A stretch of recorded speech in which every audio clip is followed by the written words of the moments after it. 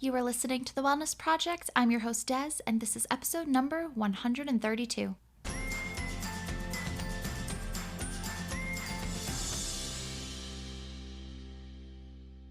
If you enjoy my podcast, I would greatly appreciate it if you would head over to iTunes or Spotify or both and leave me a review.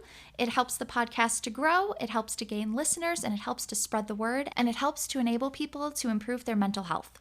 Thank you for being here with me today. On today's episode, I speak with Morgan Rockwell on how looking back at our past can help us to uncover what needs to be healed to support our mental and emotional health. I think this is going to be an important conversation because so many of us are walking through life with unhealed wounds from our past, and we still have patterns, behaviors, and habits that are no longer serving us and getting in the way of our mental and emotional healing. I'm looking forward to speaking with Morgan, so help me welcome her. Hi, Morgan. Thanks so much for being here with me today. Thank you so much for having me. Yeah, I'm really looking forward to this conversation. So to get us started, I would love if you would just introduce yourself, tell us your story, who you are, how you got to where you are today. Absolutely. So my name is Morgan Rockwell. I'm an Akashic Records practitioner and healer, and I work primarily in assisting others in mending a broken or a wounded heart. And I ended up here after a really interesting journey. And the long and short is that I was born in the US. I had an acupuncture practice.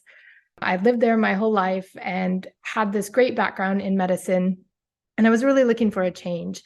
And so I was exploring different countries where I could hold a work visa in traditional Chinese medicine and maybe pass a year and then go back and figure out where I wanted to be. Well, that ended up spiraling into a completely different story. And the work visa did not happen, but I ended up meeting a man who was Portuguese, and we got married and had 2 children. After a little bit of a rocky road and all of the changes hit and integrated with me, we ended up not working out and I got divorced. And the divorce left me having to live here in Portugal because that's where my boys were born.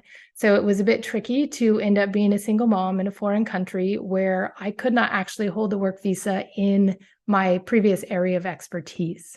Oh my gosh, that's really difficult. It is super tricky. And I feel like no matter how much you research, when you get there, things are just different. My choice to have a child in a foreign country was one thing that I just, at the time, you don't really want to think about researching those type of things. But I really should have done my due diligence to see just what my options were, because that would have assisted me in having more choices in the future when we did decide to split and saved me a lot of pain. But in the end, I think that things have worked out for the best. It was never my intention to want to take my kids out of their birth country and away from their father, but it's that moment when you're in just a lot of pain and your life is falling apart. You want to go home, right? Like you want your surroundings and your comfort.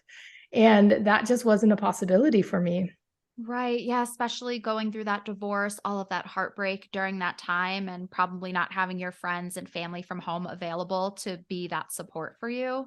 Yeah, it was really difficult because it adds layers upon layers of heartbreak, right? Like you mentioned, there's more than one thing involved. It's not just the divorce. It's not being in my home space, not being with my family, not being in my friends, but then having to not sit in that energy and situation for very long because I had to very quickly figure out my next steps in order to create a life here. Oh, right, definitely. And, doing that on your own and caring for 2 children, that's really hard. So now you're an Akashic Records practitioner and healer, is that right? Yes. So the Akashic records are an energetic realm of infinite possibilities. And you can go in and access the records and speak with the guardians of the records and receive love, support, and guidance on any and all areas of your life. The records hold every deed, thought, and action from the inception of your soul. So they're basically the book on every single one of us. We each have our own records, and then there are the collective records.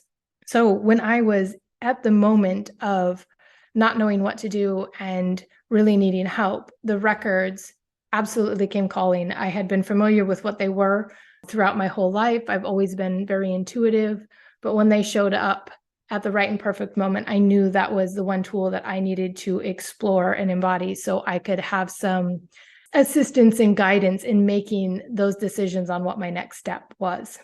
Okay, that's fascinating. I've never heard of that before. So thank you for explaining that. It sounds really interesting. Something that you do is you help people mend a broken heart, and you do this by looking at our past to help us uncover what needs to be healed. Absolutely, especially when we have had a relationship maybe not work out the way that we thought it was, whether it's separation, a divorce, any life event really that we've gone through that's extremely painful. Chances are, in terms of heartbreak, we've had a heartbreak in the past. And I know when I was going through my divorce, I was looking back into the past, finding some other situations that were heartbreaking. And I needed to pull on the resources that got me through those moments in order to assist me to move forward in my then current situation. And how would somebody know that if they're struggling now, that they may need to look at their past to uncover things that they need to heal that haven't been healed yet? Yeah, sometimes patterns repeat themselves. If you find yourself in a string of relationships that maybe don't end up working out the way that you had desired, or you have a really great partner, but maybe there's something missing and you just don't feel really fulfilled in that, and you just can't seem to find that whole picture or whole package, sometimes it's really important to look back and think, where have I experienced this before in my life? When was the first time? What was happening around me at that moment when I was experiencing this lack of support or this lack of connection or whatever it may be that you're experiencing? And you're going to have some insights and some memories will start popping in about other times in your life that you've experienced this, and it's going to point or indicate some sort of pattern, or some people refer to them as blocks in their subconscious mind, but it's typically a behavior or a habit or just some sort of pattern that's not serving you anymore. Yeah, that makes a lot of sense. When you're working with people to help them to look at their past, to heal their mental and emotional health, are you seeing any sort of common or typical patterns or blocks or behaviors? Yeah, the most common thing that I see, and this was wholly true for myself, was the moments that were most heartbreaking in my life really didn't have to do with another person or their behavior toward me. It happened to be around moments, and this is very true for every client that I've worked with, where their intuition has told them something and they either chose to ignore it, did not listen to it, or didn't know what to do about it. So they would have some sort of gut feeling about something and they would ignore it and go ahead. And those were the moments that left them feeling most heartbroken. Okay, yeah, that makes a lot of sense. I think that a lot of people struggle with listening to their gut feeling, their intuition. I think it's Mhm. easy for us to push that aside and try to rationalize it. Do you have any tips or advice for people that they can begin to learn to trust themselves, to listen to that intuition, to be more in tune with their gut feelings? Yeah, it's really an important practice to have because, like you said, our mind can pop in there and rationalize it one way or another, but we're really doing ourselves a disservice. We all have intuition. You do not have to be quote unquote psychic. You do not have to have access to special realms of energetic information to embody your intuition. And it's important to start understanding how your intuition speaks to you. Some people feel things really, really greatly. In fact, a lot of people do. Like you can walk into a room and just feel the environment. Is it happy? Can you cut the tension with a knife? These type of things. That's a way your intuition is speaking to you. And so the more you start tuning in, the more you're going to understand what it might trying to be tell you. Now, some people have more of a knowing, like they can't really rationalize or explain it, but they just know something, like they know it within their core of their being. And that is another way an intuition can speak to a person. And so, really, just check into your body and see what happens when you come across these situations, and you're going to understand how to listen to your intuition. Okay, that's great because, yeah, like I said, I think it's so easy for people to Mhm. rationalize that I'm just being paranoid, or, oh, I'm just making that up. I'm making this a bigger deal. No, that's not true, kind of thing. For some reason, we really like to stuff that intuition down. And maybe a part of that is because we don't really like what it's telling us. Maybe it's too difficult, or we don't really Mhm. want to face that or deal with it. Yeah, a lot of us aren't really taught, or at least a lot of people that I have worked with have the common theme of not really being taught that your intuition is part of you standing in your own worth and power, and that we do not need to rationalize outside of the fact that, hey, my intuition is telling me this is not in alignment. And you know what? That might disappoint some people. That might hurt some people's feelings, but we are not responsible for that. And so it becomes an exercise or a practice to be able to speak your voice from a place of your own power or intuition, and know that it might disappoint somebody, but that's okay, because you are establishing a very strong boundary with yourself. And the more that you can do that, the more people are going to respond and support you in your own decisions and your own needs and wants, versus getting upset or frustrated that you're not doing whatever they think you should. Does that make sense?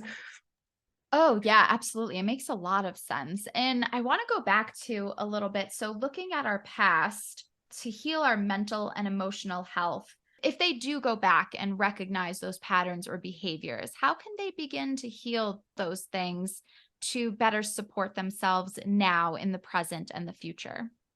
Yeah, the first is just creating a lot of awareness. For example, like if you're looking back in the past and in terms of love, let's use this as an example. We learn how to give and receive love from our parents, the people around us, our grandparents, any close friends of our family.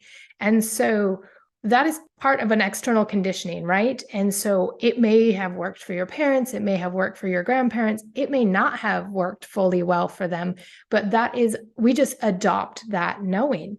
And so where you're at in your personal life, your present life, if you can look back and say, hey, is that really working for me now? Is that serving me to my highest good? And start to get curious rather than just taking it at face value. There may be parts of a pattern that really help support your life, but there may be parts that don't. And so really looking into your beliefs. What is my belief around love? What is my belief around XYZ pattern?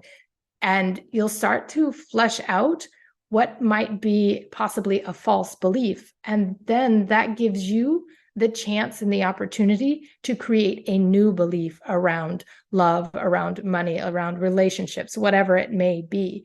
But you have to get really curious and be able to look at it from a different perspective so that you can create these new patterns, these new habits, these new beliefs that really support whatever direction it is that you want to go.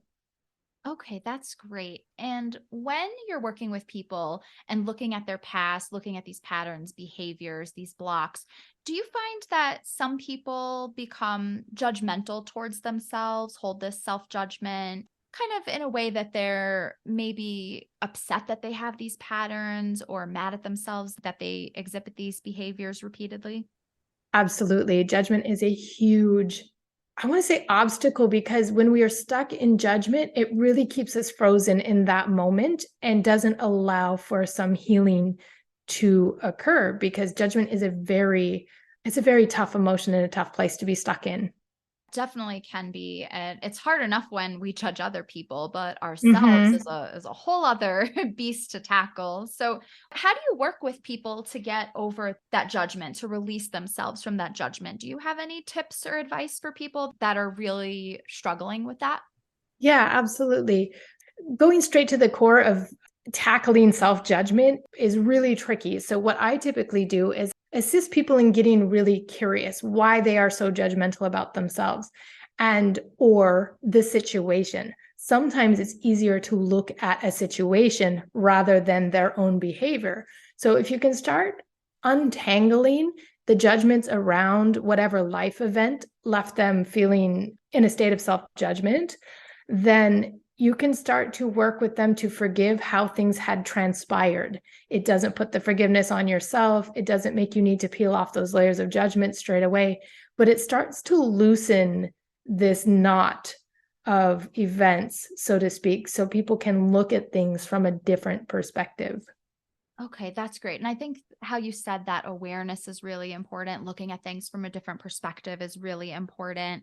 Now, when you are helping people mend from a broken heart, is this the same kind of work or is it different? Is it looking at the past or is there anything else that goes into that mending a broken heart? Because I know that's something that is so devastating from people and so hard to come back from. It is, yeah. It is really difficult to come back from, and it is a process. There are layers upon layers that go into a heart being wounded or quote unquote broken, as we call it.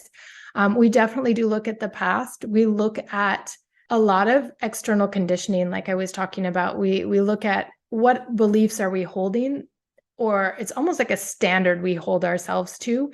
And when we don't feel we meet up to that standard, we feel like we're not good enough, or people feel like they're broken or something is wrong with them. So it's about also cleaning out and clearing out and releasing those expectations around what love should look like, what it should feel like, getting rid of those old conditioning that is not serving us. I work with assisting clients in kind of emancipating themselves from this structure of love that has not really worked out for them. And they can do that by rebuilding those internal foundations, connecting with that internal source of love within them, so that when they do connect with somebody in the future, they are much more unshakable because that source of love is not externalized, it's internalized. Oh, I love that. Morgan, this has been so great. This has been so helpful and informative. Do you have any last words of wisdom or advice for our listeners? No, I just love to let people know that it is possible to mend a broken heart. Like, know that healing is available, and that by going through the process of healing, you will be able to attract the frequency and the source and the type of love that you truly desire in your life. Oh, I couldn't agree more. Morgan, this has been great. Can you share where everyone can find you? Absolutely. My website is just my name, morganrockwell.com. You can find me on Facebook or Instagram as well. Both have the same handle, Morgan Rockwell 111. Okay, perfect. Everyone, I'm going to have all of those links in the show notes, so make sure you go check out Morgan. Morgan, thank you so much for being here today. Thank you so much, Des. Morgan, thank you so much for being here and talking about this. I think it's such an important topic. I think so many of us have wounds from our past that haven't healed and are getting in the way of our mental health and emotional healing. So thank you. I think this was really important and really helpful. Every episode of The Wellness Project has an episode page full of all the links where you can find Morgan as well as detailed show notes. You can find today's show notes at accordingtodes.com/132. Make sure you join my mailing list. When you sign up, you will get your free weekly wellness checklist, and you will be getting emails from me every week all about the latest podcast episode, blogs, offers. You can also follow me on Instagram and join my Facebook group. I'm in there every day with mental health content. That's facebook.com/groups/according to Des. And you can find all those links in the show notes. I look forward to seeing you again with another amazing guest in 2 weeks. Talk to you then.